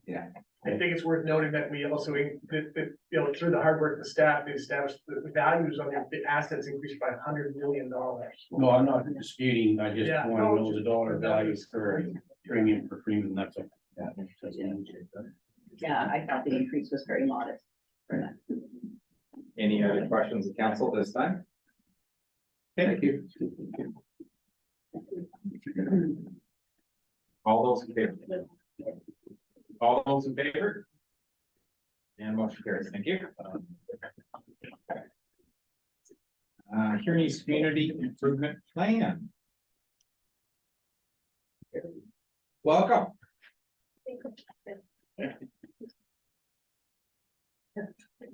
So yeah, hopefully you've had a chance to read through the Huron East Community Improvement Plan. So this is a draft plan at this point. So based on just our research of reports and documents over the past few years, we've come up with quite a few programs actually that could be implemented in any given year to improve our downtown areas, and also we've expanded to include the industrial parks and also our future development areas. So currently Huron East has a Brussels Community Improvement Plan in place. There is a Seaforth Community Improvement Plan as well, but it was never actually adopted by council. So my understanding is the Brussels Community Improvement Plan. There was only one program under it, and that was facade improvement. And yeah, I understand that there were no applications to that program. From what I've heard from businesses, the reason that they didn't apply was because there was not enough funding given to the program. I think it was the maximum of $5,000 that they could receive. And they just didn't feel like it was worth their time and energy for just $5,000. So anyway, so we've looked at, so as part of our economic development strategic plan to do a Huron East Community Improvement Plan. So expanding the boundary beyond downtown Brussels to include the whole municipality. And then have multiple programs. So these programs that are in here, I've just done a lot of research looking at other community improvement plans from other communities and pulling together, all the different kind of possibilities, all the different programs that we could offer. And then it would be up to council each year to decide what program they want to implement and how much money they want to put towards that program. So yeah, if there's any questions, if I can clarify anything with the plan. Any questions, Councillor Sharkey? If memory serves me right, there was, because I remember we had money in the Seaforth one, and we ended up transferring it to the Brussels one. Other way around, Rick. No, I believe we ended Grant up, started Brussels and then never got used, and then we said we use it for both, was my and understanding. I never got put to Seaforth, but how much is left in the Brussels CIP? 20.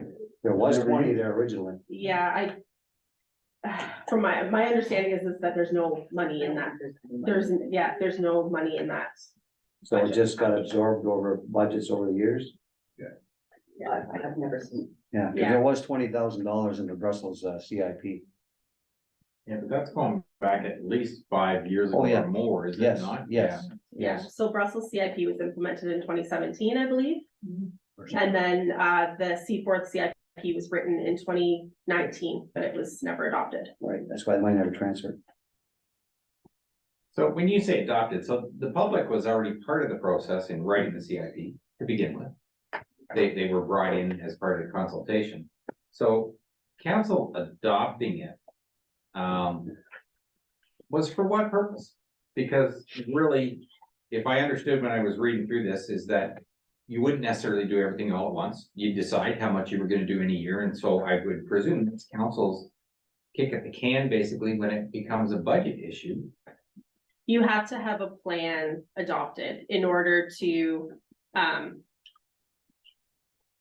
offer the programs in a plan, right? So the Brussels CIP was adopted, the program in that plan was facade improvement.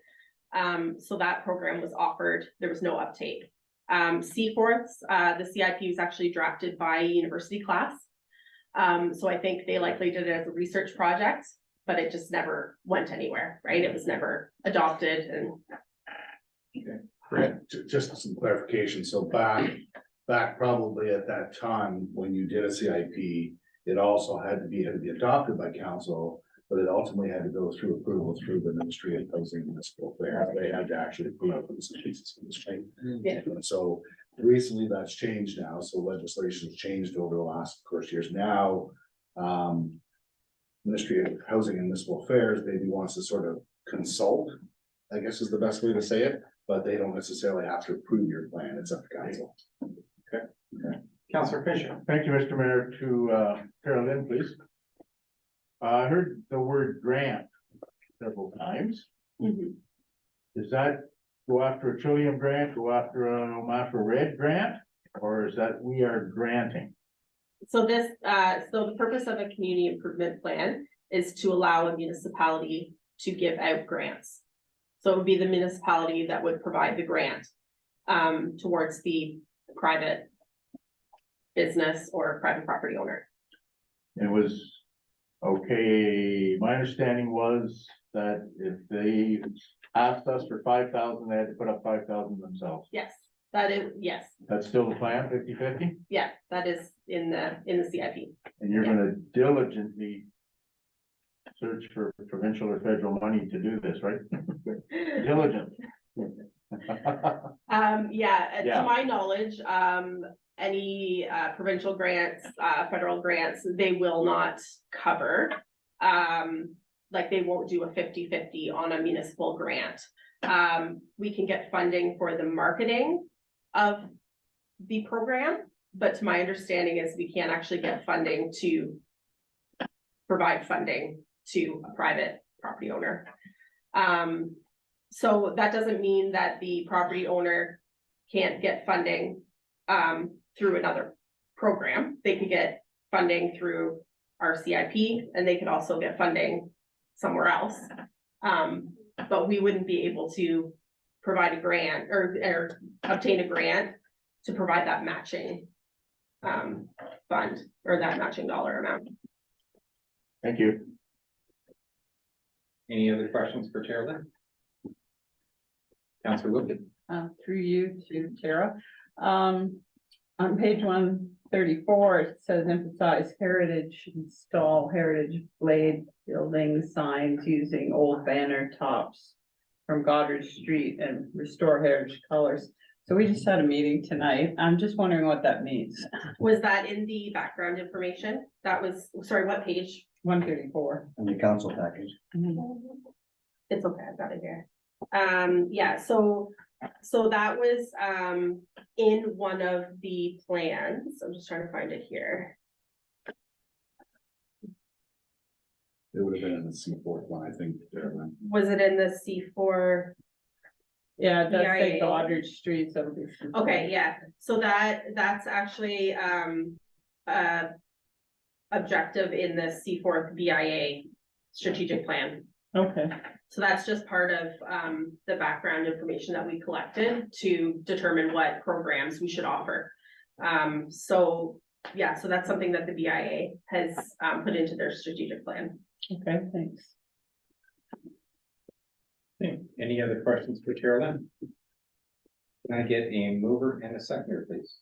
Moved by Councilor McGrath, second by Councilor Chartrand, that the municipality of Huron East accept report EDO 2305 for information and direct staff to plan a public open house regarding the community improvement plan. All those in favor? And motion carries. Thank you. Thank you very much, Carolyn. Nothing under correspondence, unfinished business. We are down to council reports, and I'll go to the deputy mayor.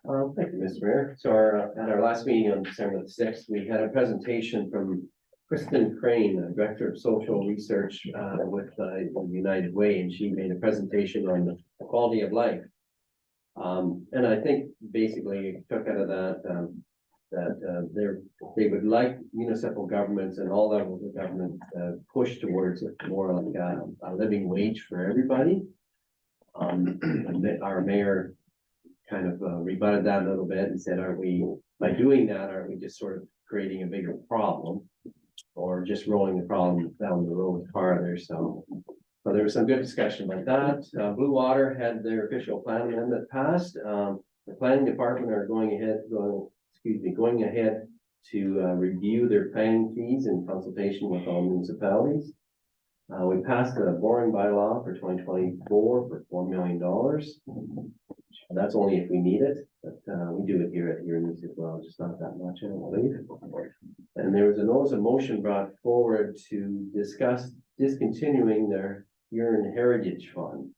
I guess every year Huron County gives out $25,000 to projects that I guess protect or enhance Huron heritage. I think in the past there's been money given out to businesses in Huron East. I think even there was some money given at one point in time to this building here we sit in. I think if I read that right. So anyway, so we're going to be discussing that, whether we're going to discontinue doing that or not. I think that's just maybe one of the things that's come out of the service level review, whether or not it's something we should be doing. I think whether we're discussing that more, it's probably on the agenda. But anyway, that's something. Any questions on any of the county stuff? It's going to carry on. We had, sorry. There was two things. We were asked to ask something. I remembered part of it and I asked it, and then you asked what I forgot about asking. And I don't remember what that was. Whether or not the defibrillators out of the cold shelter. Oh, that's right. It was the out of the cold. Yes. So we did ask the question, and there is a report coming back to answer those questions. So like, we weren't expecting staff to have the answer off the tip of their tongue, so they have been asked, and there was a motion for them to bring it before. Thank you. It's taken care of. And the answer short term was asking about defibrillators. I know you have the answer on that one. Well, the report's coming tomorrow, so it is. Oh, okay. So it is finally coming in. I don't think Jeff has made a recommendation. I think he's left it up to council if I remember. In talking to Jeff, he had a positive attitude about it, but it's up to county council. The report that he has in our package for tomorrow talks about what the actual cost is over a 10-year period, so it's pretty straightforward for everybody. Yeah.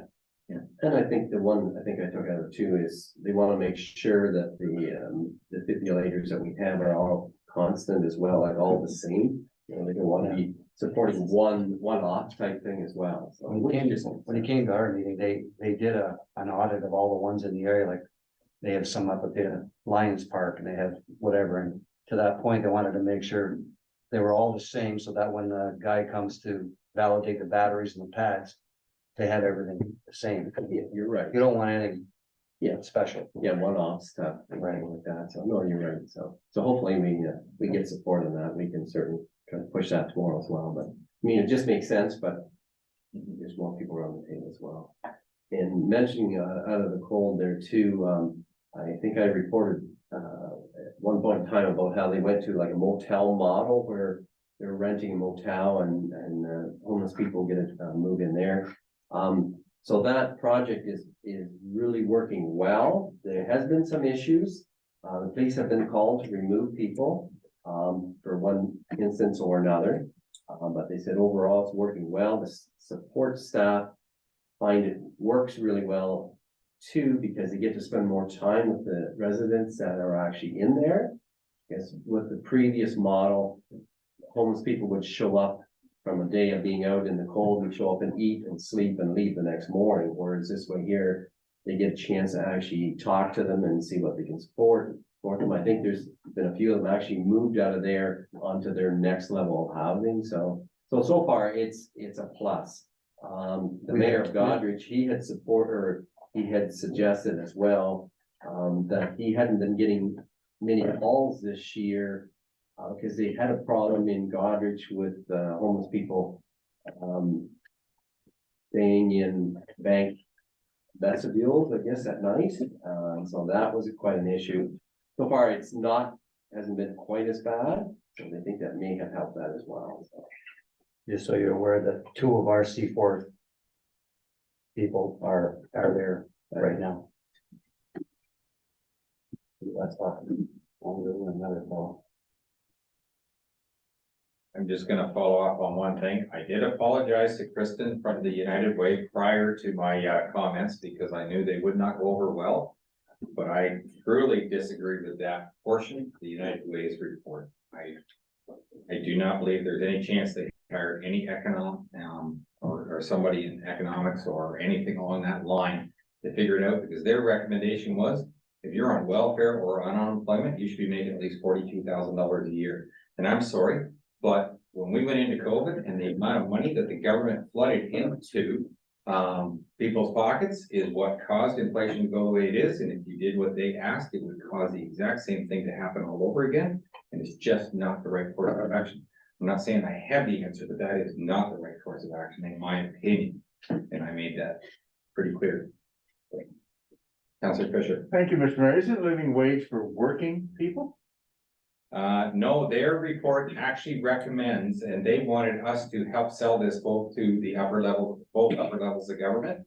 But they wanted it whether you were on unemployment or whether you were on any kind of social assistance, that you should be making a minimum of, it was 42,000 and something per year. Oh my God. And that's what they wanted to be at right now. Seniors don't even get that in their pensions. Well, and that was one of the comments I made, is that the province says that if you're a senior over 65 and you make more than, I think it's about 30,700, maybe it was 32,000, but if you make more than that, then you don't even get any assistance with your dental care or anything else, because they figure you make enough money that you should be able to afford it.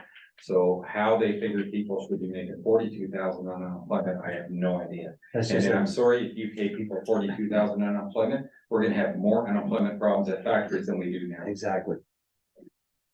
Anyways. Thank you. Happy.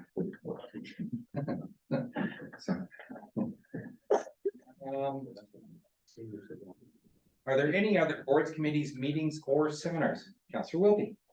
Thank you, Mr. Mayor. I had 2 meetings. After the mayor's announcement about the health unit cutbacks, I was wondering if the CHIP committee would even continue.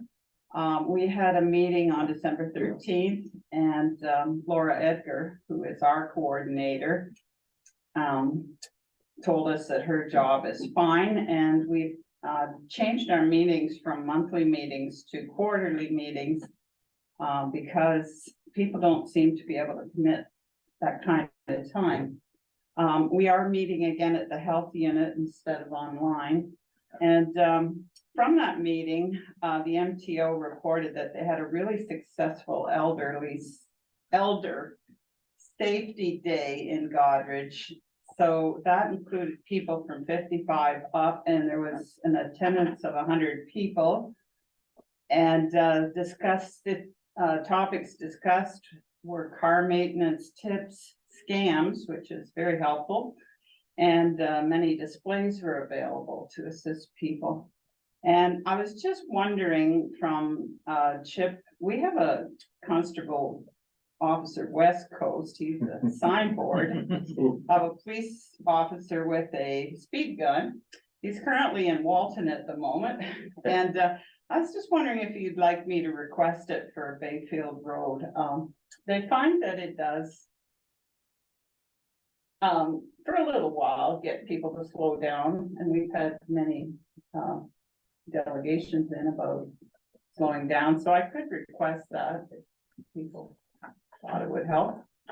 So I'm just gonna leave that with you, think about it.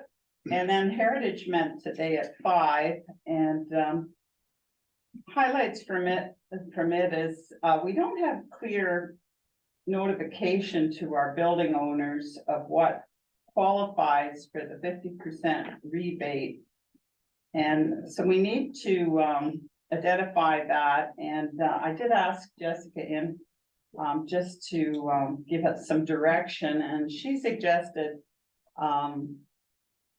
registered letters rather than having members from our committee go in and deliver the letter, because some of our members felt that they just file it and they don't read it. And if they want it, it's quite a lot of money, but they have to follow the rules, and there's definitely rules of how we can accept their applications. So that's something that we're going to look at in the new year when we meet again and get some direction too from staff. And that's all for me. Okay, thank you for that. As much as Front Road's been an issue, now that we're changing the speed limits, it may be less of an issue. I'm wondering if there's that little spot on the gray at the T intersection, if that would be a better spot to, and you know, if you put them right across from the T over by where the post office boxes were, it might catch people's eyes at the last minute. I thought don't know. about gray too. Pardon me? I had thought about gray too. That might be an appropriate spot, just to see if the people in town notice any difference. Or Deputy Mayor. I'd just like to add one as well. So last Friday night was our Santa Claus parade in downtown Ethel. I got a message from Chief Boyer, Deputy Chief Boyer last Thursday night, reminding me about it, and that kind of slipped my mind. So I called Barry Mills the following morning to see if I could get a truck or if I was allowed to get a truck. So he got a truck lined up for me. Kudos go to the North Patrol because they got it all shone up for me. I took it home, I put lights on it and borrowed a generator as well. We went in the Santa Claus parade. It started at 7 o'clock.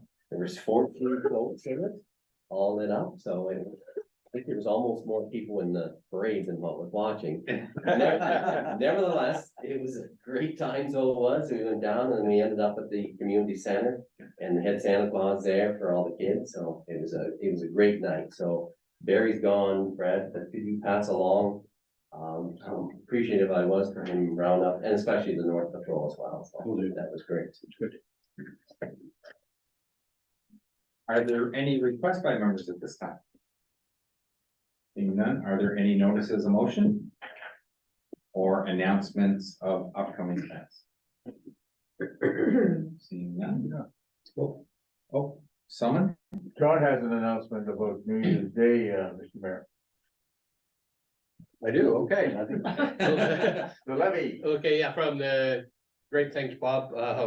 The Legion and the Homecoming Committee are working together, I guess, to have a New Year's levy at January 1st from, I believe, 1 to 5 or 1 to 6. Okay. Thank you. Any other business?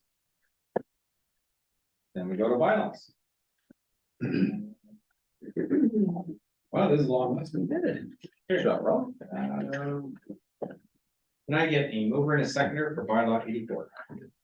Moved by Councilor Chartrand, seconded by the deputy mayor, that be it hereby resolved that bylaw 84, 2023, a bylaw to delegate authority to the CAO and treasurer for purchase and sale agreements of land in Huron East be given first, second, third, and final readings, signed by the mayor and the clerk, and the seal of the corporation be affixed thereto. All those in favor? Motion carries. Mover to seconder for bylaw 86, Councilor Wilby and Councilor Newell, sorry. That be it hereby resolved that bylaw 86 of 2023, a bylaw to regulate speed limits on certain highways in the municipality of Huron East and to repeal bylaws 71, 2004, 41 of 2005, 75 of 2006, and 68 of 2012. Be given first, second, third, and final readings, signed by the mayor and the clerk, and the seal of the corporation be affixed thereto. All those in favor? And motion carries. Mover and seconder for bylaw 87. Councilor Chartrand, Councilor Stefler, that be it hereby resolved that bylaw 87 of 2023, a bylaw for the Clark and Taggart municipal drains be given first, second, third, and final readings, signed by the mayor and the clerk, and the seal of the corporation be affixed thereto. I'm assuming it was supposed to say that. No, just first and second readings. Oh, okay. Sorry, this is the- Readings and signed by the mayor and the clerk. All those in favor? And motion carries. And a mover and a seconder for bylaw 88. Moved by Councilor Dalton, second by Councilor Stefler, that be it hereby resolved that bylaw 88 of 2023, a bylaw to authorize amendment number 14 to bylaw 26 of 2010, CH2M Hill OMI operations and maintenance agreement for the water and wastewater facility begin first, second, third, and final readings, signed by the mayor and the clerk, and the seal of the corporation be affixed thereto. Although, Councilor Fisher. Question, if I may, Mr. Mayor, thank you, to CAO, please. It's a 10-year agreement and we negotiate the price annually? Am I right on that? It certainly is a 10-year agreement. Yeah, I think there's stipulations in the contract in terms of how the price increases are addressed. CPI? Something like CPI, I'm not sure. Yeah, it's not really CPI, and then we did ask the question even at the meeting. Sometimes there are exceptions that are out of everybody's control, like, during COVID, the cost of chemicals went through the roof, and so we had to make an adjustment for that. Okay, thank you. All those in favor? And motion carries. No closed session tonight, and so we're in a seconder for the confirmatory bylaw. Councilor Newell and Councilor Morrison, that be it hereby resolved that bylaw 89 for 2023, a bylaw to confirm the proceedings of council begin first, second, third, and final reading, signed by the mayor and the clerk, and the seal of the corporation be affixed thereto. All those in favor? Carried. And mover and a seconder for adjournment. I saw Councilor Fisher's hand up. Councilor Stefan, or sorry, Chartrand was second. The time now being 7:58 p.m. That the regular meeting do now adjourn until January 9th, 2024 at 6 p.m. All in favor? And I'm going to call that.